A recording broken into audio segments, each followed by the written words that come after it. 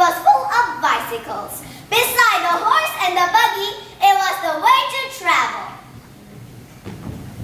Not only did the bicycle give the average working man a quicker way to get to work, but it also gave women an easy way to get around. Now, they had the freedom to go where they liked, even if they didn't own a horse and buggy.